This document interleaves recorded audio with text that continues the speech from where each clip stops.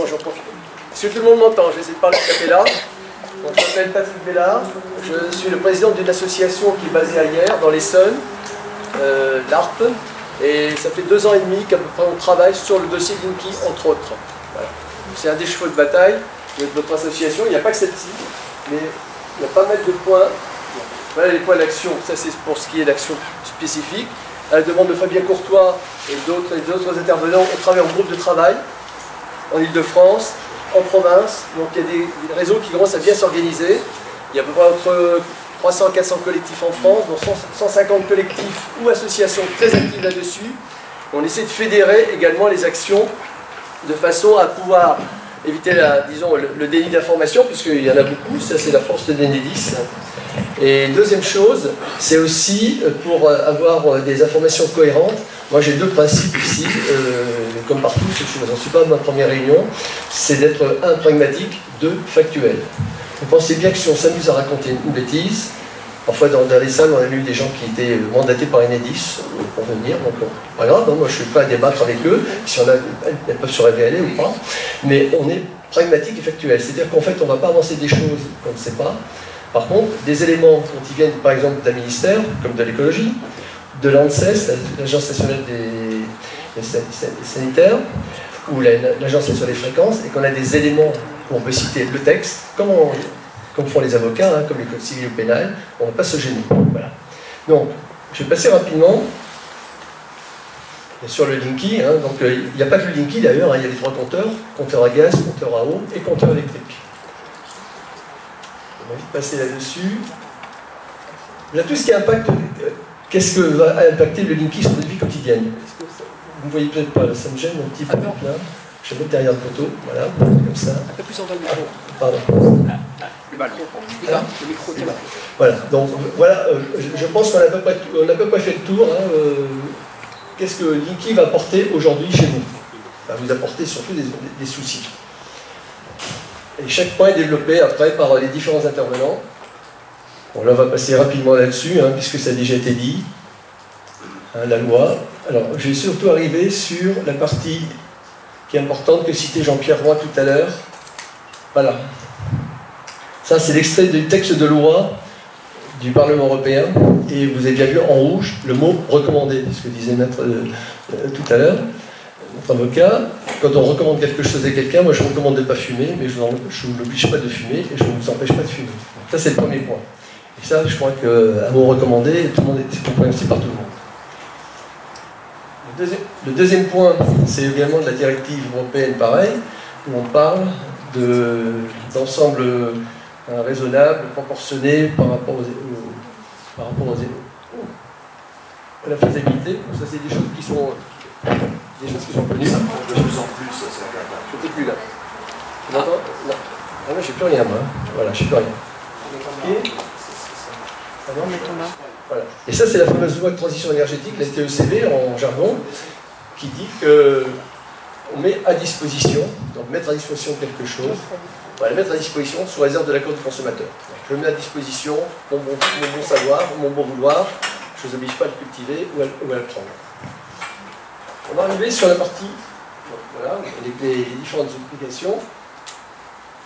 Ça maintenant, c'est, je dirais, au niveau des personnes qui sont intervenantes dans le dossier Linky sur toute la France, c'est des choses qui sont reconnues et bien martelées, mais malgré tout, Enedis continue à faire la sourde oreille, tout en citant paradoxalement d'ailleurs les directives et les lois. Hein.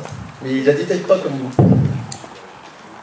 Alors, ce monsieur est très intéressant, vous ne le connaissez peut-être pas. Alors, je vais vous donner, c'est Philippe Montloubou. C'est le président du directoire de Enedis, qui, devant un colloque à l'Assemblée nationale le 11 mai, la mémoire est bonne, a déclaré ceci.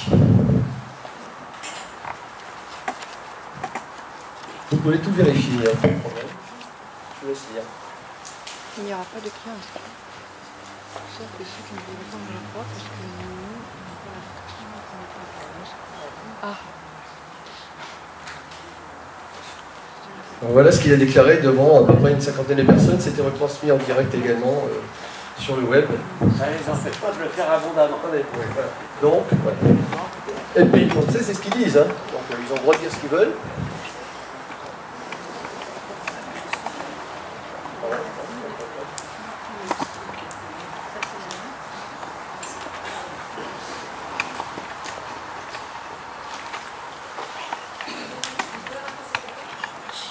le 11 mai 2016.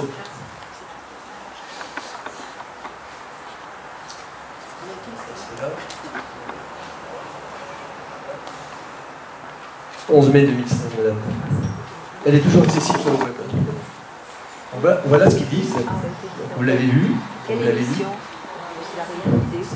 Pardon ? C'est sur le, je crois que c'est sur le site de l'Assemblée nationale.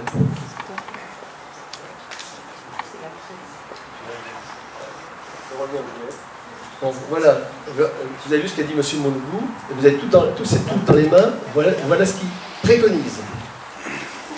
Ce document-là devrait vous faire réfléchir. Voilà. Alors, pour information, ce document-là, je l'ai reçu par une source, je ne vous dévoilerai pas bien sûr, et ma première réaction était de dire c'est un faux. En anglais. Oui, vous m'entendez quand même là, c'est bon? Voilà. Donc, j'ai pensé d'abord à un faux, ce qu'on appelle en jargon maintenant web fake news, et j'ai réussi à authentifier ce document, et quand j'ai réussi à l'authentifier, ben, je l'ai diffusé. Donc voilà, ça fait le tour de France, ça fait bien plaisir à Enedis quand ils sont allés dans une réunion publique, parce qu'il y avait une salle de 300 personnes, un peu plus qu'aujourd'hui, mais peu importe, la salle s'est mise à gronder. Voilà. Donc ce document-là, on parlait tout à l'heure des méthodes, voici le document qu'a pondu Enedis à l'attention de ses sous-traitants. Et quelle était la réaction à votre avis d'Enedis quand j'ai produit ce document? Non, c'est pas un faux.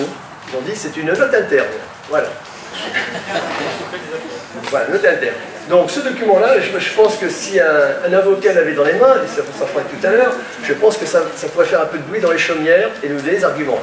Alors ça, c'est la base. Au départ, il faut savoir qu'un petit peu, depuis 2 ans et demi, on a fait quelques réunions avec Enedis, et qu'à chaque fois que l'on signalait des abus, ce qu'on appelle de pause forcée, d'harcèlement, nous disait oh, ils ne sont pas gentils nos sous-traitants, on va essayer de leur dire quand même qu'ils soient plus doux et plus compréhensifs par rapport aux consommateurs. On voit bien que les sous-traitants, ils ne font qu'appliquer les directives de Enedis. Et la notion de propriété privée est tout à fait particulière chez Enedis, parce que si vous avez votre compteur dans votre jardin, et que le portail est ouvert, ou même simplement fermé non la clé, ils vont se permettre d'y aller. Si un chien, ça leur fera peut-être drôle. Donc voilà, donc ça c'est encore une fois, il y a eu des cas connus, et il faut savoir aussi, petite précision, qu'il n'y a aucun compteur privé qui est sur le domaine public. Même si le compteur est accessible par l'extérieur, il est à l'intérieur de votre bornage. Donc même quand il est dans le mur de clôture, il est à l'intérieur même de 1 cm.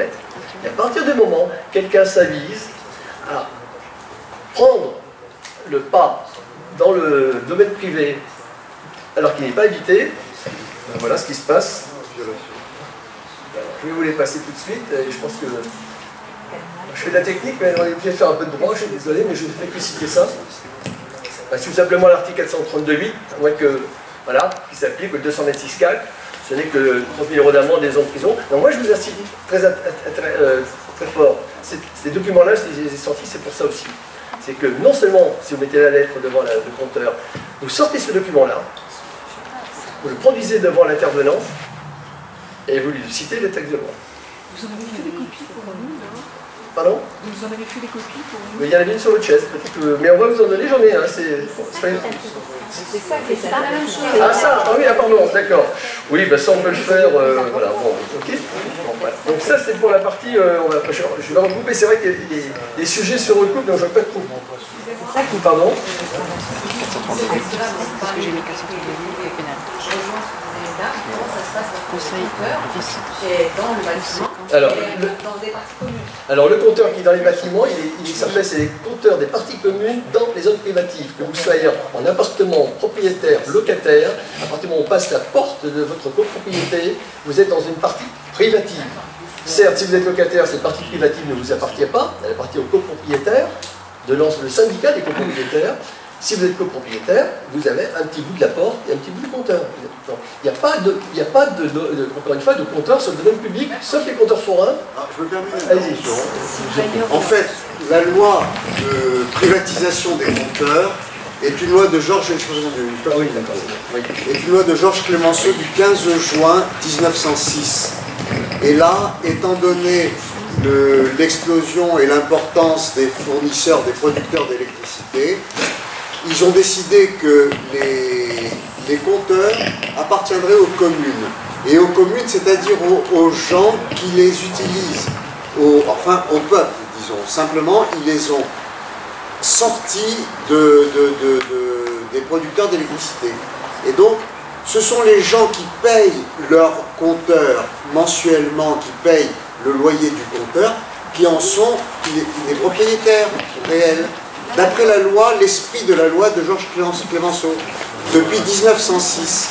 Ensuite, les communes ont délégué à des collectivités de communes, mais ça ne change pas le fondement de la loi. Et ça a été reconnu justement dans ce jugement. Ils disent que c'est l'utilisateur qui est propriétaire du compteur. Pas la commune. Pas la commune, la commune. Non, l'utilisateur. Ici, c'est l'utilisateur. Et la personne qui paye un loyer depuis 30 ans, qui en est devenue propriétaire. Alors, ce qui serait intéressant, moi, ce que je remarque là, c'est qu'en termes de communication, tout le monde est d'accord parce qu'on a toutes les lois pour nous, on a tous les arguments juridiques, toutes les preuves pour empêcher la progression de ce Linky et même de retirer ceux qui ont été mis. Alors, il faudrait faire un petit livre anti-Linky à mettre dans toutes les boîtes aux lettres. Moi, je suis prête à vraiment, sans aucun problème, mais de manière très claire. Parce que avec des arguments chocs, de réponse à tout, de façon à ce que les gens, parce que ce qu'il y a, c'est que quand vous avez affaire à des, je veux dire, je ne vais pas dire à des ouvriers, c'est pas la question, mais je veux dire, il n'y a pas... Juste, je vous interromps, madame, au niveau du Linky, la sensibilisation, ce n'est pas un fait sociétal, ni un fait disons, d'âge. Je peux vous dire que j'ai vu des jeunes personnes qui étaient complètement ignorantes, et ça rejoint ce qui a été dit tout à l'heure, du Linky, parce qu'on ne les a pas informés, des personnes âgées qui étaient très calées. Donc en fait, c'est une volonté, surtout de ne pas affoler le peuple. Pour information, il y avait quelques publicités de Enedis, au début, notamment sur les RMC, enfin quelques chaînes aux heures tardives, et ils ont arrêté, parce qu'à chaque fois qu'ils faisaient de la pub, ça nous servait. Voilà. Mais c'est vrai, il n'y a aucune information. Moi, il n'y a que moi dans cette résidence. Je peux vous dire que je me suis fait vraiment bien voir. Pourquoi, à votre avis, il n'y a pas d'information? C'est la censure. Il y a eu une censure des grands médias. Je m'excuse, mais on est dans... C'est une volonté politique. Au niveau, je trouve que le citoyen devrait se prendre en main quand même. Avec la représentation dans chaque cité, dans le monde un peu de la consommation bio, il y a de l'information. On lit Biocontact, il y a le Biocontact qui est sorti là, il y a un article sur les dans les magasins de bio. On parle beaucoup de l'indépendance énergétique, l'autonomie énergétique. Non, les influences des gens sur le corps. Non mais vous avez raison, aujourd'hui on n'est pas encore à la pointe. D'abord, il y a les communications qui passent, merci Internet, au niveau de toute la France. Moi je reçois des courriels entre 25 et 35 courriels par jour, et je ne suis pas le seul, des gens comme Jean-Pierre de recevoir au moins autant, et ce n'est pas des doublons, c'est vraiment des gens qui nous posent des questions, des initiatives qui sont prises, des citoyens qui interpellent leur maire, qui interpellent, enfin tout le monde se débat comme des damnés. Et effectivement, ce que vous disiez, aujourd'hui, sous contrôle de notre avocat, on a moult outils pour aller attaquer Enedis. Moi, je vais dans une utopie ce soir, c'est un scoop. La prochaine sommation que je fais à Enedis, ça va être une sommation interpellative. Voilà. Le maître, il rigole parce que fait une sommation interpellative, c'est qu'on va prendre un huissier, ça nous coûtera ce que ça nous coûtera, l'association, on mettra la main à la poche s'il le faut, et on va aller porter un dossier à monsieur Philippe Mouloubou de Visu. C'est l'avocat, c'est le lycée qui le fera. Et là, ça va faire du bruit. Et bien sûr, on va s'arranger que les médias le sachent. Donc c'est ça aussi, il faut utiliser les mêmes méthodes, la technique de Enedis aujourd'hui, une technique apparentée à la guerre, certains qui ont lu Machiavel, c'est la technique de déploiement tâche de léopard, ils le disent. Donc on essaie, on phagocyte à droite à gauche, on regarde comment bougent les gens. C'est une technique très facile, on met 4 points, on voit que si ça bouge, on ferme le périmètre, après on remplit l'intérieur. Donc il faut effectivement adopter les mêmes techniques. On a les capacités de prendre les outils de technologie Internet. Moi je suis assez déçu, je communique un peu sur Facebook, je n'ai pas de retour. C'est pas l'outil pour moi adapté. Les sites web, on n'a pas mis un site web en route, on peut le faire, mais je ne suis pas sûr que les gens aient besoin de ces informations-là. Donc c'est du contact comme ça et c'est du bouche à oreille. Donc là il y a 35 millions de compteurs, 75 millions de gens qui se parlent entre eux. Faites une pétition déjà. Je continue. Alors, je voudrais revenir. Dans chaque ville. Non, mais On va passer sur la partie technique et je ne vais pas vous abreuver trop, mais je vais quand même remettre quelques vérités en place. Parce que tout le monde amène un petit peu son commentaire, principalement Enedis, et surtout dans les informations sur le CPL. Alors, qu'est-ce que du CPL? Ça s'appelle... Bon, d'abord, ils n'ont rien inventé, hein, 1930, oui, donc on fait du neuf avec du vieux, mais pourquoi pas. CPL, ça s'appelle courant porteur de ligne. C'est une très mauvaise traduction d'un terme américain, et on devrait pouvoir modifier le mot C par le mot O, à savoir onde de porteur en ligne. Je vais aller plus loin tout de suite. Et quelqu'un m'a sorti un document tout à l'heure qui m'a fait bondir, qui vient de l'Agence nationale des fréquences. Oui. Je peux affirmer, le réaffirmer et le réaffirmer que les signaux qui sont envoyés dans le système, alors ce n'est pas le compteur proprement dit qui est en cause, c'est l'ensemble du compteur, câbles de transport électrique qui sont prévus pour transporter de l'électricité et des concentrateurs qui sont des éléments qui vont être ajoutés dans les transformateurs de quartier. Confié ce qu'on appelle le réseau moyenne tension, et c'est en forme de gramme, vous allez voir quelque chose derrière. Pourquoi j'ai mis ça tout de suite en place? Parce que Enedis nous a rétorqué un argumentaire. Qu'est-ce que vous faites? Je ne vous donnerai pas le mot, mais c'était dit comme ça. C'est avec le Linky, alors qu'on utilise le CPL depuis 40 ans ou 30 ans.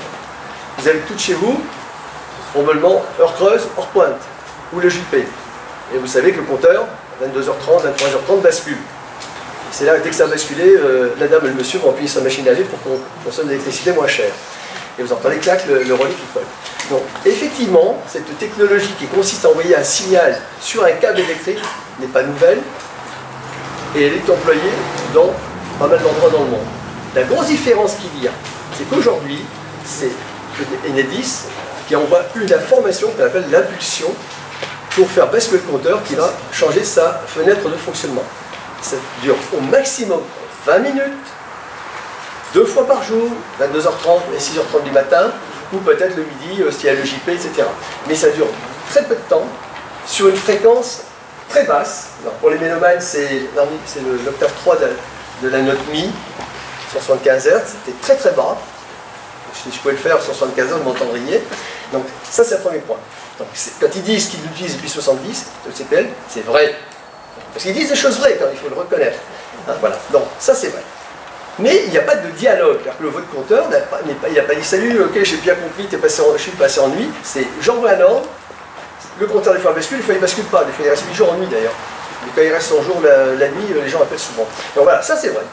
Donc, ils essaient de vendre ça en disant bah, vous n'avez rien dit pendant 40 ans, vous le mettez maintenant, vous râlez. Non, on passe à la suite. Donc, j'affirme encore une fois que ce sont des ondes. Donc voilà comment ça fonctionne. Là, vous voyez la petite animation. Voilà. On a le compteur bleu, on a encore maintenant, hein, on a encore notre superbe compteur communicant.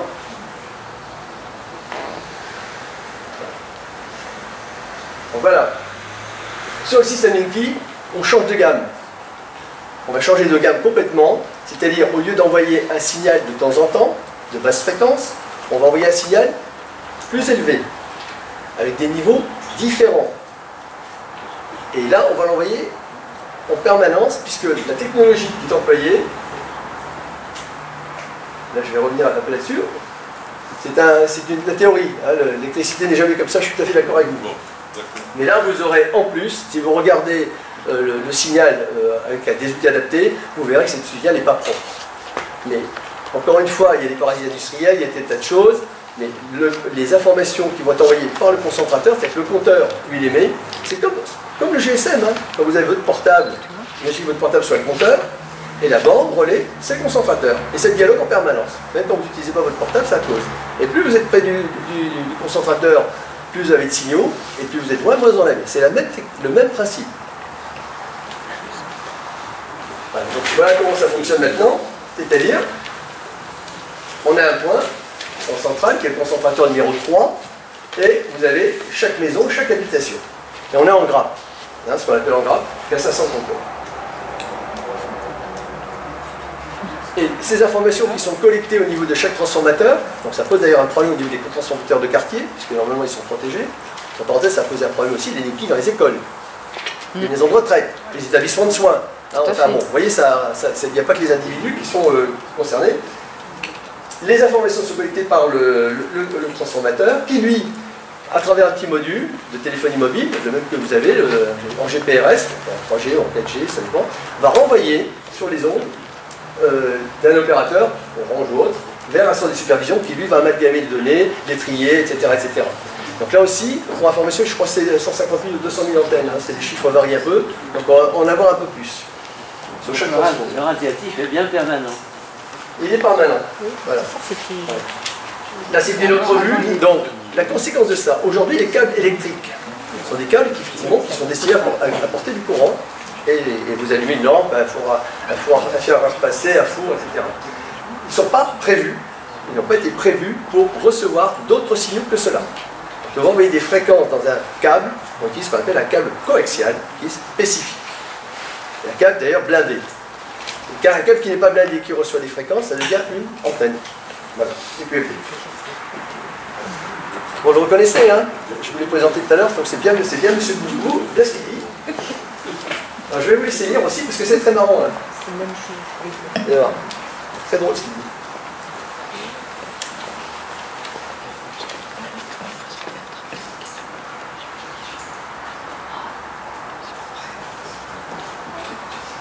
Donc là, à travers toujours cette fameuse réunion du 11 mai, là il s'est lâché, il nous a informé, moi je suis tombé un petit peu à l'envers quand j'ai vu cela, que non seulement le courant CPL, ils utilisaient, alors on s'est dit, pourquoi utilisent-ils cette technologie-là? Aux États-Unis, au Canada, en Australie, ils utilisent d'autres moyens, la fibre optique, le ligne ADSL, la téléphonie mobile, dans certains cas, hein. Pourquoi ils utilisent le CPL? Ils viennent nous pourrir la vie à l'intérieur de notre habitation, en pollution électromagnétique, quand vous avez une pollution atmosphérique. Ben, voilà, tout simplement parce que demain matin, quand vous allez chez un grand fournisseur d'électroménager, je ne vais pas citer les marques, hein, je ne fais pas de publicité pour eux, machine à laver, la WC, vous allez avoir des puces dans les appareils. C'est la mode des objets connectés. Et ces puces, elles vont avoir des petites puces CPL. Et les CPL, on pourrait mettre autre chose, non, ils vont avoir des puces CPL, c'est pas moi qui dis, c'est lui, et c'est vrai. Je veux dire que la société s'appelle Sogrid, la personne qui la dirige s'appelle Madame Anne Lonvergeon, et la plupart des transfuges de Sogrid, ils sont passés chez Enedis. Je peux vous donner les noms, hein. Un certain Laurent Méry qui est notamment à DIRCOM maintenant de Enedis. Donc voilà. Donc il y a déjà, à l'intérieur ça, on voit déjà que c'est pas simplement pour améliorer les consommations, la loi de transition énergétique, tout ça c'est impacté. C'est surtout pour, encore une fois, pouvoir récupérer un maximum de données, faire la main basse sur l'ensemble des informations que vous êtes capable de produire. Vous avez une machine à laver en route, parce que je reprends l'exemple de tout à l'heure, à 23h30, on va accéder à la télévision, on a la signature, parce que bien sûr la puce, elle va dire, bah, c'est un appareil, c'est un Philips, ça c'est un Bocnet, et ça c'est un radio là, enfin ça n'existe plus, enfin peu importe. Voilà. Donc il y a vraiment une volonté d'aller très loin dans la prise de contrôle de ces installations. Et c'est pour ça qu'ils ont utilisé le CPL. Parce qu'il n'y a aucune autre raison de pouvoir mettre ce signal-là dans les habitations, il n'y a aucune utilité, ni fonctionnelle, ni opérationnelle. Bon, ça. Donc voilà. Mais vous savez, quand on arrive à leur tenir la jambe au niveau technique, ils font moins les malins, mais malgré tout, il faut leur mettre le nez dedans, hein, comme on dit. Excusez-moi l'expression légale. Donc voilà. Donc là aussi, ils disent que ça n'abuse pas. Bon, là, on est dans le relatif, dans le blabla. Alors, il y a quand même, on va dire, moi j'affirme que c'est des ondes, ce sont des radiofréquences, oui, effectivement, ce sont bien des ondes radiofréquences. Elles sont tellement bien radiofréquences qu'elles sont même reconnues comme l'Union internationale télécom. C'est pas moi qui parle, c'est pas nous qui parlons, les documents sont là, ils appartiennent dans la bande 5. La bande 5, ça va être très simple. Vous savez tous ce que c'est des grandes ondes. France Inter, elles émettent plus maintenant. Europe 1, RMC, etc. C'est la même bande de fréquences utilisée par le liquide. Pas les mêmes puissances, mais la même bande, de 30 à 300 kHz. France Inter, c'était 162 kHz, Europe 1, 178 kHz. Donc oui, donc voilà, déjà, si on dit que ce n'est pas des radiofréquences, je change de métier. Hein. Et si ce n'est pas des radiofréquences, l'agence nationale des fréquences ne sont pas mis dedans. C'est la définition. Alors, excuse-moi. Oui, j'ai une réponse de la NFR. Voilà, elle est super, celle-là aussi. La modulation du courant dans les câbles électriques produit des ondes rayonnées dans la gamme de fréquences des radiofréquences. C'est la NFR. Voilà. Alors, une petite anecdote, j'avais rencontré quand même du beau monde de chez Enedis, quand il était venu nous voir hier. D'abord pour mettre la pression sur le maire, pour le menacer des plus grandes pierres foudres s'il n'enlevait pas cette délibération, ce qu'il n'a pas fait. Puis il y avait un ingénieur d'Inkilab. Pendant 2 demi-heure, on a bataillé sur là-dessus. Et quand j'ai mis tous mes arguments sur la table, on distillait un petit peu, parce qu'il faut bien faire durer le plaisir, à la fin elle m'a dit, non, ça n'arrive pas, ça n'arrive pas, ça n'arrive pas. Expliquez-moi, parce que vous remettez en cause la Terre est ronde, les travaux techniques, Maxwell, parlez Maxwell, Horch, Faraday, tout ça, vous êtes bon monde. Elle m'a dit, ça rayonne, mais pas beaucoup. Voilà. Non, voilà. Donc, vous voyez. Ouais, mais pas Juste beaucoup, une pas chose, Vas-y. le 50 périodes, c'est une radiofréquence. Alors il faut arrêter le courant alternatif. Alors, Ah non, non, non. tout à fait. Alors attendez, je suis d'accord avec vous. Tout ce qui rayonne, à partir au-delà de 0 Hz, là-dedans ça rayonne aussi. Même de chez vous, hein, d'ailleurs, avec les ondes de Monroe, bien sûr. Mais le courant alternatif, après il y a une histoire de puissance et de forme de signal. Là, je vais pas rentrer dans le détail. La puissance aujourd'hui émise par les... Là je vous parle sur un dossier technique de Enedis, des specs techniques fonctionnels, on a réussi à voir. Hein. Les puissances utilisées, c'est l'équivalent d'un smartphone 4G. Voilà. Bon, et monsieur, moi je suis assez âgé, j'ai pas de smartphone 4G, mais j'ai quand même un smartphone. J'ai le Wi-Fi à la maison, oui. Les voisins en ont Oui. un. Et ça, par rapport au Wi-Fi par exemple, et à mon smartphone qui est 3G, je ne m'en sers pas beaucoup, quel est le petit apport d'énergie supplémentaire que ça représente ça? Je vais vous le montrer. Je vais vous le Ça, montrer. c'est beaucoup de Alors, lignes, il y a mais c'est pas beaucoup. Il y a 2 choses. Effectivement, vous avez soulevé un problème intéressant. Il n'y a pas de bons signaux et de mauvais signaux. Il n'y a pas de bonne onde et de mauvaises ondes. Il n'y a pas de bonne radiofréquence. Aujourd'hui, vous avez tout à fait raison de souligner, je vais en parler après. Le Linky est un élément qui va rayonner en plus du smartphone, du Wi-Fi, du DECT téléphone. À part que, je veux couper je veux pas avoir mon Wi-Fi, je le coupe, je mets mon câble. Point numéro 1. Je ne veux pas avoir mon smartphone dans la chambre, je le coupe, je le mets dans la cuisine. Je ne veux pas avoir mon DECT, je mets un téléphone à fil. Le Linky, je fais quoi? Rien, parce qu'il est là en permanence. Donc, encore une fois, je rejoins ce qui était dit tout à l'heure, le client n'a pas, enfin le consommateur n'a plus son libre choix de liberté. On ne veut pas faire l'ayatollah, dire il ne faut pas mettre de Linky en France, on dit ceux qui veulent, ils mettent, ceux qui ne veulent pas, ils disent non. Et si on veut aller plus loin, c'est une prise de conscience que je pense que tout le monde a entendu parler d'Homo Deus, c'est glaçant. Comme bouquin, c'est glaçant. Mais c'est une Vous évidence. absolvez quand même les 50 périodes, vous avez pour toutes les 50 périodes. Non, j'ai pas dit ça, non, attendez, non, attendez. Mais ça pose un problème parce que c'est pas tellement, c'est la forme de l'onde aussi, je pense à un détail. Je ne suis pas spécialiste. Non mais moi je suis spécialiste, j'ai 50 ans de communication dans les dents, alors, dans toutes les ondes, dans tous les systèmes militaires, je pense que je peux tenir un peu le dragéote à Enedis sans prétention. Mais justement, vous voyez, disons la subtilité du déni. On vous dit, ce ne sont pas des ondes radiofréquences. Si, ce sont des ondes radiofréquences. Voilà. Mais le courant alternatif aussi. Mais bien sûr, mais tout rien de toute façon. Pourquoi vous ne demandez pas de couper alors? Pardon? Ça n'a rien à voir, monsieur. Mais Bah, ça n'a rien à voir parce qu'il y a À partir de quel il y a des- moment on Alors, va avoir... Alors, attendez, je vais répondre. D'abord, il y a une notion de puissance, il y a une notion de puissance en jeu, et tout élément rayonne. Un grille-pain va rayonner, une machine à laver va rayonner. Bien sûr, tout est rayonnant. Si on prend un appareil, il y a une présence électromagnétique dans votre habitation. Voilà, et ça se cumule, alors ça se cumule, c'est pas 1 plus 1 plus 1 plus 1 plus 1, et c'est très complexe. D'ailleurs, même la NFR, petite anecdote, le protocole NFR qui est utilisé pour faire des mesures pour les smartphones, ou pour les signaux, les stations relais de téléphone portable, vous pouvez avoir sur le site carte radio les résultats des mesures à côté de chez vous. Ils n'ont pas de protocole, ils ont adapté ce protocole, qui n'est pas tout à fait logique d'ailleurs de l'adapter, pour faire des mesures en laboratoire, en Linky et INSEE. Donc, au laboratoire, phase 1, phase 2, et chez les clients, et on va voir ce que ça donne chez les clients. C'est très intéressant. Voilà, donc moi je reviens, voilà, les bandes de fréquences, alors ça c'est pas moi qui l'ai inventé, non, encore une fois. Bon, j'ai repris la présentation parce que je trouve sympa. Le Linky se retrouve donc dans les bandes radio, comme je l'ai dit tout à l'heure. Le Gaspard est un peu plus haut là, et puis les compteurs en haut, pas loin des bandes utilisées pour le téléphone, pour le GSM, pour la 2G ou la 3G. Et après la 4G. Voilà. Donc, voilà. Donc déjà, quand on arrive là, et qu'on arrive à dire à Enedis, écoutez, c'est bien les gens de radiofréquence, quels sont les effets de ça? Parce que on peut invoquer, prouver que, mais on ne peut pas le reste. Voilà. Ça c'est un document aussi qui est intéressant, qui est fait par, vous avez la source, quand c'est pas de moi, je cite la source, qui montre que l'évolution entre les années 1900 et puis les années 2000, avec les pathologies, les risques pathologiques associés. On viendra d'ailleurs sur 50 heures tout à l'heure parce que j'ai quelque chose là-dessus. Je me doutais qu'on en parlerait, donc j'avais préparé mon. Voilà. Les effets des impacts sur la santé. Donc voilà, on y est. Les ELF. ELF, ce sont en français, des fréquences très basses. Le ministère de l'Environnement. Je l'ai là, je vais le sortir à la page 244. Ça c'est aussi, c'est encore un outil qu'on sort à Enedis, c'est très drôle. Peut-être le retrouver après. Je vais passer après. Dit, c'est marrant parce qu'ils disent il n'y a pas d'effet à court terme.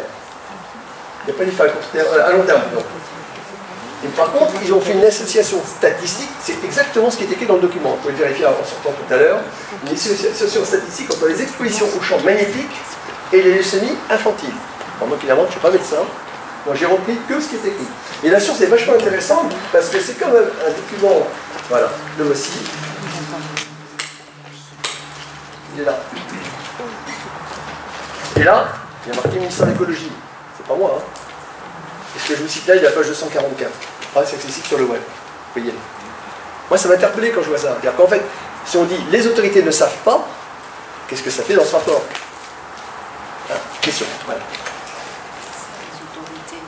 Donc, effectivement, ben, aujourd'hui, le débat est sur effectivement le recherche. J'en ai parlé tout à l'heure. Effectivement, le CPL s'ajoute au reste. Donc, on a la pollution atmosphérique. Moi, je suis allergique personnellement. La pollution atmosphérique, j'en souffre et puis je me débrouille. Mais vous avez une pollution, disons, électromagnétique. Et le problème qu'elles ont, c'est de cette pollution, c'est qu'on les voit pas, on les sent pas. On n'a pas d'effet, disons, tangible de ce qui se passe. Ça, c'est effectivement les inconvénients rappelés. Donc, alors, le point 4 est très intéressant. Le champ magnétique rayonné, ça ne dira pas grand-chose au niveau de la norme, mais la résolution 1815 de l'Europe, là, elle recommande on va recommander, c'est pas obligatoire, mais elle insiste énormément sur la prise de conscience des États pour baisser les niveaux de pollution électromagnétique, tout système confondu. Cette note, elle date de 2004, 2005, presque une dizaine d'années, je crois maintenant. Tout le monde s'assoit dessus. Et ceux qui ne s'assoient pas trop dessus, qui ont pris conscience, c'est la Pologne et la Russie. Voilà. Allez, pareil, accessible sur le web aussi. 1815 et je confirme qu'effectivement un câble qui reçoit des signaux dont le 50 Hz et les fréquences Linky devient une antenne. Et si on ne veut pas que ça rayonne, on blinde le câble. Comme aujourd'hui c'est pas prévu, on a bien un champ d'antenne, on est bien dans un poulailler avec du grillage qui nous en envoie plein de figures. Il y a plusieurs choses parce que vous avez noté dessus sur les recommandations de l'ANSES. Non, moi je sais mon truc. Bon, il y a l'ANSES, Enedis, ceci reprend comme argumentaire, il n'y a pas de risque. Alors c'est pas tout à fait ce que disent les. Moi j'ai le rapport ici aussi. Voilà. Rapport de décembre 2016, on n'y est pas mieux. Hein. Il y a deux chapitres. À la fin, il y a le chapitre recommandation du groupe de travail et les conclusions. Ils ne parlent pas du député, ils disent aujourd'hui, on n'a pas de recul. On n'a pas de recul sur les effets sanitaires du Linky. Bah ouais, ça n'existait pas avant. Ils ont posé 4 millions. Bon, ils ont fait des tests. Par une organisme indépendante, c'est l'Agence nationale des fréquences. Ils en ont fait 4. 2 en Touraine, c'était les testeurs, les cobayes, et puis 2 autres, je ne sais plus où exactement. Voilà. Ça c'est intéressant. Voilà, donc c'est clair, hein, quand ils disent on n'a pas d'études à court terme, bah oui, ils enfoncent une porte ouverte, hein, je suis désolé, mais il n'y a pas d'études, puisqu'il n'y avait pas d'Inky avant. Alors ça c'est un petit tableau. Voilà, on parlait des seuils tout à l'heure, je vous ai mis un seuil à 47 volts par mètre. En fait, ils considèrent même que c'est plus du double avant d'avoir un problème. Je vais prendre une métaphore très simple. Vous avez le droit de rouler à 200 km/h avec une moto sur le périphérique, c'est pas dangereux. Vous me croyez, hein? Bien sûr. Sans casque. J'attendais la réaction. Sans casque, c'est mieux. Voilà. Je crois qu'à 40 km/h sans casque, déjà on risque beaucoup. Donc on met vraiment une norme. C'est comme c'est comme les seuils de pollution atmosphérique. On vous dit, ah, il n'y a que 150 microgrammes de machin, oui, c'est 25, on est tous déjà. Oui. Donc déjà, ils ont mis des seuils très hauts qui sont des seuils administratifs. Alors que les experts maintenant demandent des seuils techniques, on revient sur les 0,6 volts. Entre 47 et 0,6, c'est une grande marge. 28 volts par mètre, c'est intéressant, c'est le seuil que l'on demande le plus bas pour faire des mesures d'environnement, des mesures à NFR. Et le bleu là, il est à 6 volts par mètre. Alors quels sont les effets? À 50 cm, je suis nettement au-dessus. À 1 mètre, je suis encore au-dessus du 6 volts par mètre. À 1 mètre de plus, je suis encore au-dessus. Et au-delà, il faut que je me sois à plus de 2,50 m, voire 3 mètres. Freerun a fait d'ailleurs des mesures là-dessus, pour ne pas être exposé. Des câbles, hein, pour ne pas être exposé des câbles. Donc j'essaie de me mettre là, j'en ai un ici. Donc si vous avez, on met tous le lit au milieu de la salle, et on met tous les câbles, voilà. Vous voyez bien l'absurdité, je dirais, du raisonnement. Ça concerne tous les fils électriques, non? Ben oui, tous les fils, attendez, les fils électriques, les câbles des lampes de chevet allumées ou éteintes. Mais voilà, dans les Allumées ou éteintes. Tout ce qui est câble devient une antenne. Voilà. C'est une loi physique. Et si c'est fermé au compteur? Si vous coupez le courant, là, il n'y a plus rien, effectivement. Là, si vous coupez le coupez le compteur, vous avez de l'électricité ce soir. Et le réfrigérateur. Ah oui, alors voilà. Donc, là, on rentre dans les mesures, disons, les biais palliatifs. Effectivement, je vous dis, oui, les personnes qui ne peuvent pas supporter ce type de signaux vont couper la nuit, donc elles vont juste, ils vont isoler la maison complètement, ou ils vont laisser brancher que les pièces qui sont les plus éloignées. C'est vachement pratique, vous êtes dans votre chambre, vous avez de la lumière, dans le couloir vous n'en avez plus, vous voulez aller à la salle de bain ou à la cuisine pour boire un coup, il faut penser que le compteur il est là-bas, il faut allumer, bon, voilà, faire la frontale, c'est vachement pratique, c'est le confort de vie absolu, moi j'en rigole. C'est l'enfer. C'est-à-dire que parce que ce compteur, ça va en maison, isolé, non mitoyenne. Mais dès lors que vous êtes en immeuble, vous connaissez plusieurs personnes qui ont dû quitter leur appartement à cause de ça, et qui n'ont même pas de compteur Linky chez elles. Ça veut dire quand même. On évoquera des témoignages tout à l'heure, parce que il y en a à peu près un millier. Voilà, juste un petit mot rapide. Et sur Royal Maison, des victimes déjà sur dont je signalerai tout à l'heure, j'ai des témoignages écrits qui seront reliés dans le Parisien. Il n'y a pas... Les mesures, ça c'est extrait du cahier du dossier de l'Agence nationale des fréquences, vous voyez 4 et 2 et 3 vidéos. Donc ils ont fait des mesures à Vouvray, à Montlouis encore, à Alfortville, la verrière, pas de bol, le truc ne marchait pas. Et voilà. Et ben, on voit que dans tous les cas, par rapport au seuil que je vous disais de 0,6 volts par mètre, le compteur et son ensemble, encore une fois le compteur. Je vais remettre une vérité, deuxième fois ce soir je suis d'accord avec Enedis, ça n'ira pas plus loin. Le compteur seul ne rayonne pas plus que votre bouilloire, votre cafetière ou l'ancien compteur. C'est ce qu'ils disent. C'est ce qu'ils disent et c'est vrai. C'est vrai. C'est l'ensemble compteur, câble et concentrateur. Non, parce qu'on pourrait très bien imaginer un Linky qui était un simple compteur. Mais ça existe en Italie, c'est comme ça en Italie. Ils n'ont pas fait ça, mais ils n'ont pas mis Linky pour nous faire plaisir, ils ont fait Linky pour nous piquer. Non mais voilà. D'accord, j'ai bien compris votre... Ok, moi je sais pas, j'avais pas d'infos comme quoi le courant porteur rentrait dans le logement. Eh oui. Alors, pour moi quand même, Linky c'est quand même un outil qui peut rendre des services. Oui, d'accord. Ok, il y a pas d'inconvénients, mais on peut le Gaspard. D'accord, le Gaspard il envoie une fois par jour votre consommation journalière, bon, point, et ça rentre pas dans le logement. Il n'est pas intrusif. Voilà, il n'est pas intrusif. Il travaille par fréquence. Le Linky comme ça. Sur le Linky, on pourrait très bien avoir un compteur qui est purement un compteur qui communique uniquement avec l'extérieur, c'est-à-dire courant porteur en ligne, mais sur le réseau public. Mais attendez, ce que vous dites là... Et là, il n'y aura plus rien à dire. Mais moi, je suis un grand naïf. Ou alors mettre un filtre à la... On va en parler, Là, c'est... Attendez, on va en parler. On arrive dessus. Ce qu'il y a, le compteur ne rentre pas dans la maison, n'a aucun intérêt pour Enedis, puisque justement le seul intérêt pour Enedis du CP par rapport à la fourniture du courant, c'est juste terminé. Bien sûr, ils sont en faillite, Enedis est EDF est en faillite, ils ont créé Enedis. Je vais terminer si c'est possible, on va laisser la parole après. J'ai longtemps cru, grand naïf, pourtant un petit peu au courant de la technique, que ce que vous disiez était vrai. Je me suis dit, mais ils sont complètement tordus d'emmener le CPL dans la maison. Et deuxièmement, ils sont quand même gonflés d'envoyer du signal en permanence. Donc je me suis inquiété, j'ai été récupérer des informations, enfin on a une belle bibliothèque technique maintenant. Et au départ, Enedis m'a dit, ah non, mais ça émet que quelques secondes à 23h59. C'est vraiment du pipeau. D'ailleurs, là ils ont été coincés parce qu'ils sont de prendre les rapports de la NFR et de lire les résultats et les courbes. Donc là, ils sont coincés. Mais pourquoi n'arrêtez-ils pas le CPL au compteur, ce qui est techniquement possible, puisque dans l'industrie, métro, les aéroports, si vous ne le faites pas, vos systèmes ne fonctionnent pas. Donc la technologie existe. C'est parce qu'ils veulent pouvoir dialoguer avec les puces qui sont dans les appareils. Donc ça n'a rien à voir avec la technique. Je découvre sur la gestion. Je finis, voilà. Provision de l'ANSES, ça j'en ai parlé, mais voilà, ils étaient avec privé, bon ça c'est... Ça, alors ça c'est le point juste... voilà. Je vais vous expliquer ce que c'est. Bien sûr, la facturation. La surfacturation. Alors ça, c'est pas facile d'expliquer, on rentre dans la technique. On va faire ça. Mais j'en ai une deuxième histoire comme ça. Aujourd'hui, le compteur bleu, il compte comme si vous commandez un verre de bière. Et le compteur liquide compte la mousse. Donc vous payez la mousse au prix de la bière. Un deuxième exemple, c'est le boucher avec sa feuille de papier. Il vous paye le roast beef avec la feuille de papier et le prix du kilo de roast beef. Vous multipliez ça par le nombre de... Ils sont honnêtes, ils mettent moins dans la balance, mais avant ils mettaient plus. Donc vous avez deux exemples carrés, multipliés par le nombre d'abonnements, mais il y a peu de trucs qui vont se faire. C'est quoi? Je ne comprends pas là. Ouais. C'est pas clair. C'est l'énergie réactive. Pourquoi ils comptent plus? C'est leur façon de compter. En fait, il y a l'énergie réactive qui est marquée là.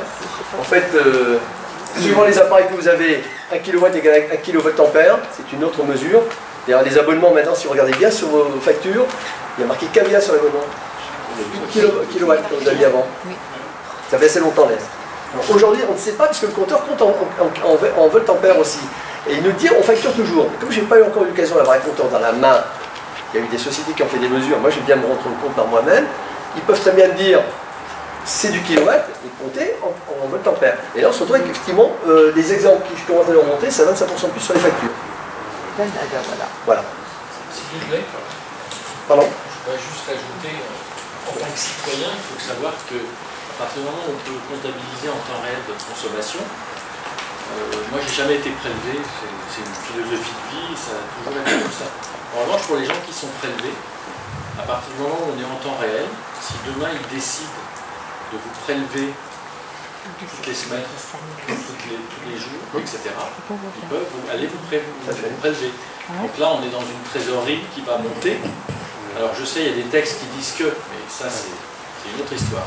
En tout cas, au lieu d'être prélevé et d'être payé tous les 2 mois, je ne sais pas comment ça se passe, en prélèvement, on peut vous prélever toutes les semaines. Et là, c'est une vraie cash machine. Et vous ne pourrez rien faire. Un problème automatique et un événement. Oui, je suis d'accord. Comptez le nombre de millions de personnes qui sont prélevées. Ça, il faut pas l'oublier dans le débat. Parce que au niveau de la cash machine, c'est un truc énorme. M. Bernard Lévy, quand il veut assurer qu'il a 41 milliards dans le rouge, il faut bien qu'il trouve de l'argent quelque part. Entre 41 et 71, je ne sais plus trop comment on fait. Bon, je vais finir là. Je reviens sur l'électricité, je disais tout à l'heure. Le contrat que vous avez antérieur à 2014 précise dans son article 5.1, c'est pareil, vous pouvez vérifier ce qui est tout affiché là. Il vous doit un courant de qualité pendant 99,5% du temps d'une année, c'est la norme que j'ai citée, que soyons monophasés ou triphasés.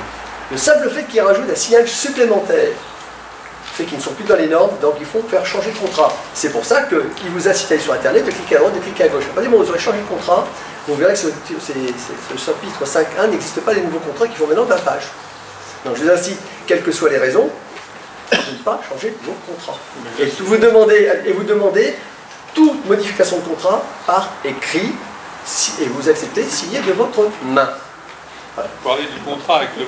Moi, j'ai qu'un seul contrat, c'est le contrat avec mon fournisseur d'électricité. Oui. Enedis, j'ai pas de contrat. Non, mais j'ai parlé de la facture d'électricité, mais oui, tout à fait. Donc. Au moment, ils vont pas proposer de contrat, hein, nouveau contrat, mais bon. Alors, je vais finir là-dessus, j'ai terminé. Ça, c'est la fameuse charte technique, c'était terminé là-dessus. Voilà, je réponds au fils. La solution technique existe. Le coût 150 € à 450 € sans la pause. Voilà.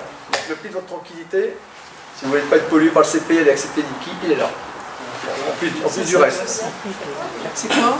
C'est un filtre, c'est une boîte, c'est grand comme une boîte à chaussures quand même. Ça s'appelle comment? Pardon? Ça s'appelle comment? Ça s'appelle un filtre. Non mais c'est très dissuasif. si je veux l'acheter, alors le filtre est très dissuasif. Alors moi celui-là je veux dire que je connais ce type de fabricant, je sais comment il est fait, je sais combien il coûte, je connais sa technologie, je suis en train de le faire vraiment approvisionnel pour le tester, et j'ai toute confiance dans ce produit-là. N'achetez pas les petits gadgets à 30 € qu'on met dans les prix, ça sert à rien. Ça enlève l'effet. On n'a pas les données. Combien celui-là? 450 pauses comprises. Donc je me présente, Fabien Courtois, je suis le porte-parole. Je suis porte-parole du collectif Anti-Linky, je suis aussi délégué de l'ARTAC. On a des informations aussi qui nous viennent de Dominique Bellepomme. Par rapport à certains filtres, justement, il y a certaines. Alors, il y a le domaine technique, là tout à l'heure on va vous parler du domaine biologique, mais il y a certaines informations justement que certaines personnes ne supportent pas. Oui, voilà. Donc là c'est particulier. Il y a d'autres systèmes, tout à l'heure on parlait du fait de couper le courant électrique avec le disjoncteur. Alors il y a un autre système aussi qui existe, c'est des disjoncteurs IAC. Vous pouvez trouver ça sur... il y a des entreprises qui le distribuent en dénonçant la problématique des compteurs Linky évidemment. Ça vous permet donc de ne pas vous amuser à couper le disjoncteur, mais ça le coupe,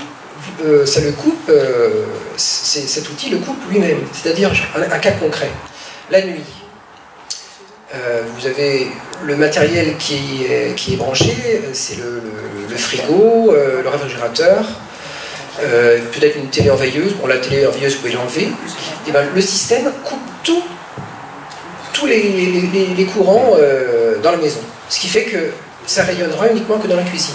Donc là, les personnes sensibles, ou pas forcément sensibles, parce que le problème du Linky, c'est qu'on a énormément de témoignages dans toute la France, où on en recueille, y compris sur la même maison, de plus en plus. Je vous en lirai un tout à l'heure, d'une personne qui est scientifique, chimiste, qui ne peut pas être là ce soir parce qu'elle est partie en séminaire, qui est donc de profession scientifique, qui travaille à American Express, et qui a subi je vous raconterai tout à l'heure, j'ai son témoignage dans ce dossier là. Et depuis, la société American Express, qui est à Harvey, va refuser le compteur Linky. Et nous, on va avoir un rendez-vous avec ces messieurs-là. On va prendre rendez-vous avec le pôle santé, justement pour les appuyer au niveau juridique. Parce que pour l'instant, ils veulent refuser ce compteur. Comme beaucoup de commerçants, et l'armée aussi, y compris des pharmacies surveillent, et beaucoup de commerces. Le ministère, voilà. Comment faire par exemple? Moi j'ai pu jusqu'à présent ne pas avoir de Gaspard à Linky. Mais là il est venu, j'étais chez moi, c'était bien. Donc ça fait quand même entre 7 et 10 fois. Ouais, on va vous en parler, c'est une police juridique. Il y a un outil, je donne la parole à Jean-Pierre Roy. Si un jour il vient et que je ne suis pas là et qu'il me le pose. Il y a un outil juridique. Il y a une entité qui s'appelle DGCCRF, Direction Générale de la Concurrence et de la Régulation des Forêts. Non, si, attendez, moi j'ai déjà saisi pour autre chose, ils sont hyper réactifs. Ah bah oui, bah non, il faut écrire. Bon, j'avais fini, c'est juste pour détendre l'atmosphère. Hein. C'est un petit clin d'œil.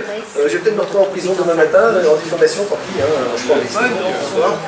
C'est juste pour détendre l'atmosphère, tout ça en passant. Hein. Ça montre aussi qu'on a un peu d'esprit chez nous. On va prendre encore quelques questions et après je donnerai la parole au docteur Jean-Marc. Voilà, là on en est aujourd'hui. Voilà. Je pense que vous avez tout compris. Voilà, merci.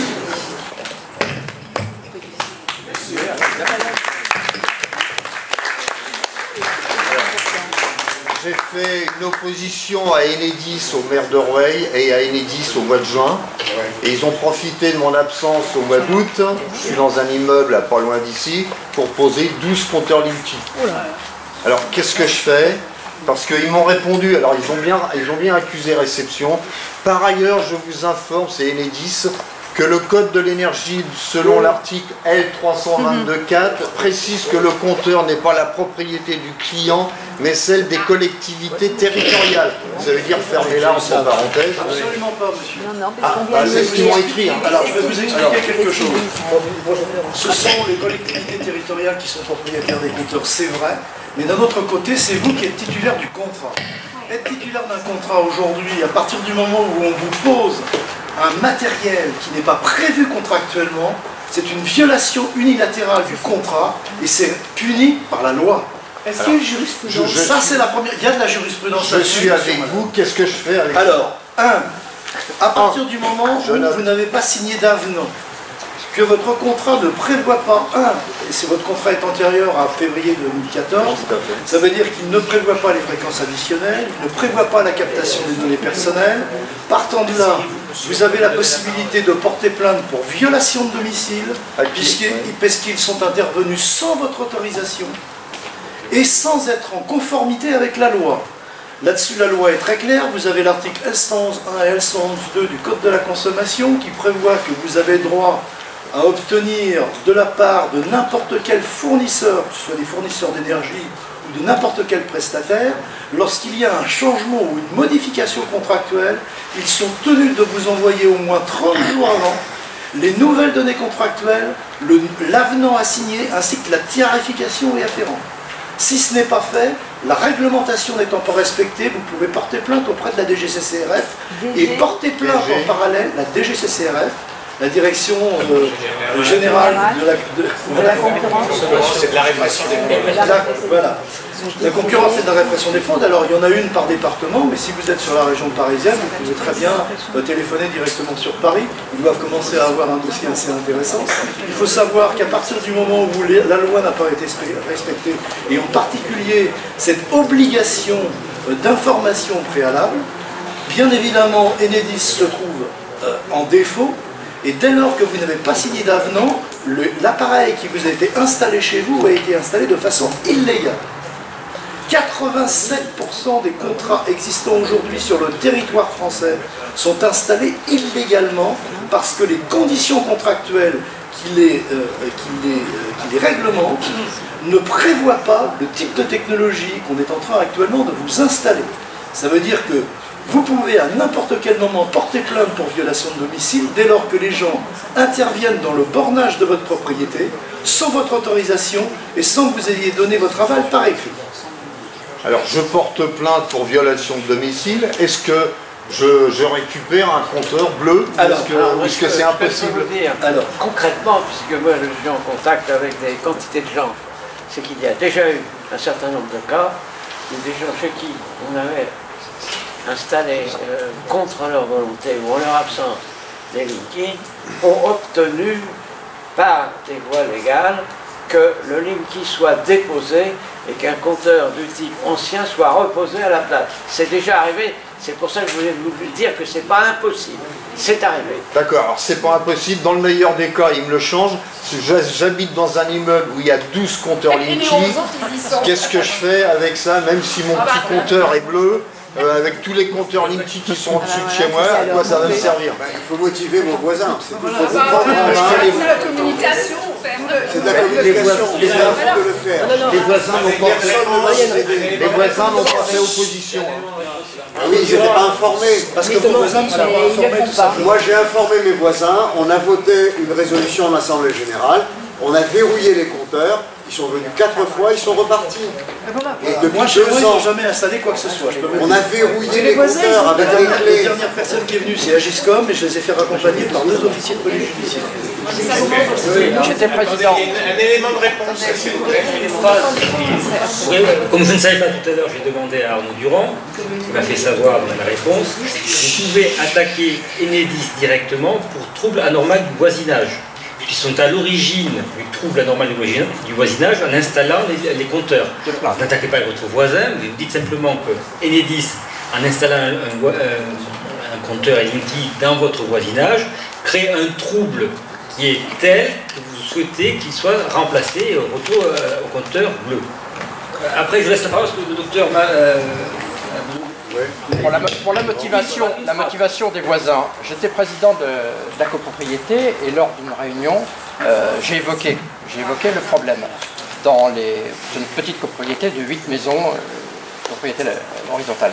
Il y avait 3 ingénieurs, dont un dans les télécoms. Ils n'ont pas démoli mes arguments parce que nous sommes en bonne entente, mais eux, ils n'ont pas voulu, ils ont démotivé la moitié des autres. Alors, si vous voulez, effectivement, c'est une question... motiver les gens, on ne peut pas forcer les gens à refuser un compteur Linky. Moi, j'ai eu de la chance. Par contre, il faut que vous sachiez quand même que en France, La plupart des gens ne sont pas informés de leurs droits. Même les édiles, d'ailleurs, ne connaissent pas la législation, puisque quand on vous parle de l'article 1 du Code civil qui vous dit « nul n'est censé ignorer la loi », dès que vous posez la question à quelqu'un de savoir que contient l'article 2, vous en avez 99,9% qui ne sont pas capables de vous répondre. Alors ça, c'est déjà quelque chose d'essentiel. Mais là, on est plus dans la non-information. Voilà. Ces gens-là n'étaient pas dans la non-information et la désinformation plutôt que dans les problèmes juridiques. Non, ça les intéresse pas. Ça les intéresse pas. Parce qu'ils ne sont pas informés. Parce qu'il y a un déni généralisé, organisé. Il y a une grande désinformation de la part de M. Ollier également. Moi, j'ai vu dans le journal d'Allemagne. Mais tous les maires, la plupart des maires de France. J'étais choquée parce que je n'ai pas compris pourquoi. Il a mis des articles, il a mis un article en précisant qu'il y a beaucoup de gens qui se permettent de dire que le Linky, ceci, le Linky, cela. C'est faux. Alors, quand les gens ils disent ça, ah bah oui, monsieur le maire il a marqué ça, ah bah oui, alors. Bon, moi j'ai réglé le problème avec mon maire. 80% Je lui ai dit ceci, je lui ai dit, monsieur le maire, vous êtes informé de mon refus, qui est un refus légal. Vous avez été informé, je vous ai informé par lettre recommandée du fait que je refusais le compteur Linky. Je pars en vacances.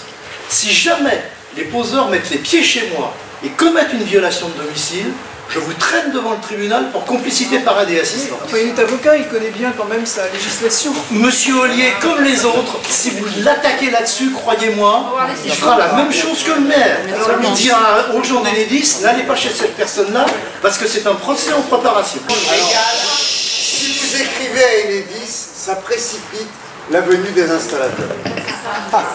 La lettre recommandée pour demander qu'on n'installe pas de Linky, dans les 3 semaines, ils sont chez vous. Dans les 15 jours, ils sont chez vous. Ah oui, d'accord. Il vaut mieux faire le Oui, je ne sais pas, il faut verrouiller vos compteurs, c'est tout. C'est uniquement une défense physique. L'appartement n'a pas accès à nos compteurs. Lorsque les Mais votre compteur, il est bien dans les parties communes. Oui, mais les parties communes, elles sont fermées avec des passes. Ils sont fermés par... Ça faisait des espaces que les gens rangeaient des choses dedans et ils ont tout fermé. Mais qui détient la clé? C'est le syndic, c'est qui? Il faut se réapproprier la propriété de vos placards. Là, il y a une loi, Enedis essaye de reprendre la propriété des placards électriques en prétendant qu'ils vont aider à leur modernisation. Mais pour en reprendre la propriété, parce que c'est ça le problème pour eux, c'est l'opposition physique par un verrouillage. C'est la seule façon. Il faut vous prendre en main et vous-même convaincre vos copropriétaires, convaincre les autres résidents de l'immeuble et fermer vos placards. Il faut le faire d'autorité. Moi, quand j'ai écrit la lettre à mes voisins, là, ça fait plus de 2 ans, il y avait 30 bonnes raisons de refuser le Linky. Bon, j'avais plus d'audience parce que j'étais médecin et parce que le voisin qui habite à côté de chez moi, c'est une célébrité et que derrière le mur des compteurs, il y avait la chambre de ses enfants. Donc on a eu l'accord sur 60 copropriétaires, on en a eu 50 qui ont voté. Donc ça s'est passé. Et on a immédiatement verrouillé tous les placards électriques. Je voudrais apporter une précision. Moi, j'habite dans une maison. Un instant. Ah ben non, il passe 2 fois par an. Alors soit vous avez un numéro de téléphone et vous envoyez votre consommation, soit il passe 2 fois par an et il faut être là, vous téléphonez. Moi je sais que c'est le 17 février et le 17 août. Voilà. C'est tous les ans au même moment. Donc il faut les téléphoner. Et puis tout le monde est au courant, on met un petit panneau en bas, tout le monde est au courant et tout le monde a des clés, voilà. Donc vacances de février, vacances d'août, c'est pour vous embêter ça. Oui, mais bon, il se trouve qu'on a pu être là. Quand vous refusez le compteur pour vous-même, moi j'habite dans une maison, ça fait 2 ans et demi que je refuse le compteur. Le compteur est à l'intérieur de chez moi. Vous êtes attendez. Parce qu'il y a des maisons qui sont autour de moi, elles ne sont pas toutes proches, elles ne sont pas mitoyennes. Eh bien, en attendant et mon matériel électrique et moi-même, nous subissons les conséquences des ondes de leur compteur. Ah, mais ça c'est Ils sont autre problème. pourtant à plus de 50 Très mètres de compliqué. chez Ah oui, moi. ça c'est un témoignage intéressant. Il y a en plus tous les concentrateurs qui vont intervenir, tous mes appareils tombent en panne, donc ça ne suffit pas de refuser individuellement, il faut qu'on arrive à un retrait de tous les compteurs. Et c'est pour ça qu'on est là ce soir. Et ne suffit pas, parce que moi j'ai des voisins de Macpo, le président de ma copropriété, il travaille pour EDF. Il n'est pas question que je plaide des Il y a des gens de l'EDF quand même qui sont contre. Bon. Alors, oui, il y a peut-être une question, oui.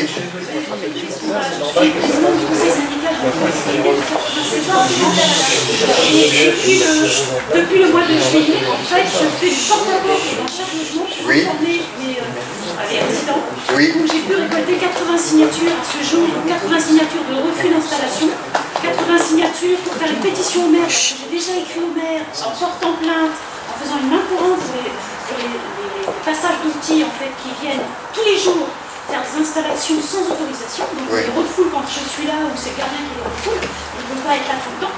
Donc j'ai réussi à obtenir ces 80 signatures, je n'ai pas fini, c'est tous les jours qu'il faut que j'y aille. Ma question, une fois que j'aurai fait ce dossier, puisque j'ai déjà récolté un dossier juridique sur internet, une fois que j'aurai obtenu les 96 signatures, à qui dois-je m'adresser? Est-ce au tribunal de commerce, est-ce au tribunal d'instance, est-ce au tribunal de grande instance? Alors vous avez deux solutions. La première solution déjà c'est d'aller porter plainte auprès de votre commissariat pour violation de domicile, comme je vous l'ai dit tout à l'heure. Alors ça je l'ai fait en tant que présidente du conseil syndical.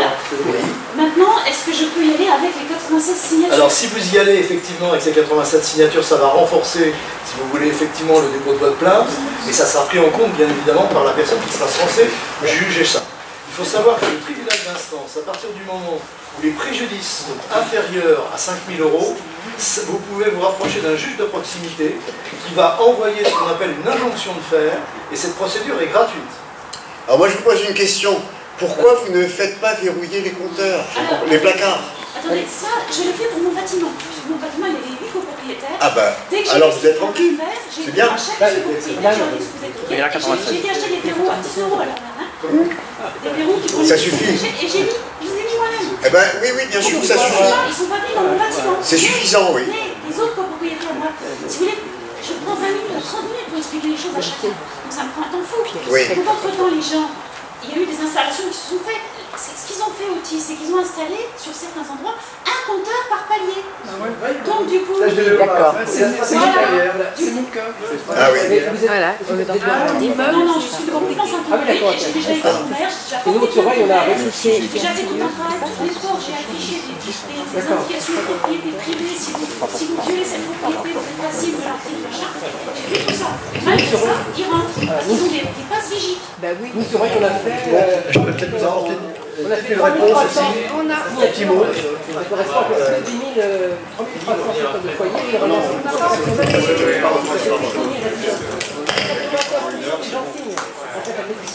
Elle se part son de rien. On leur donne des informations importantes. On va avoir la santé des amis. Attendez, on va donner la parole au docteur Marzouk. Vous prenez contact avec Fabien Courtois, il vous expliquera tout ce qu'il y a à faire. On ne va pas pouvoir régler tous les problèmes personnels. Moi je vous dis, il faut une opposition physique et verrouiller les compteurs.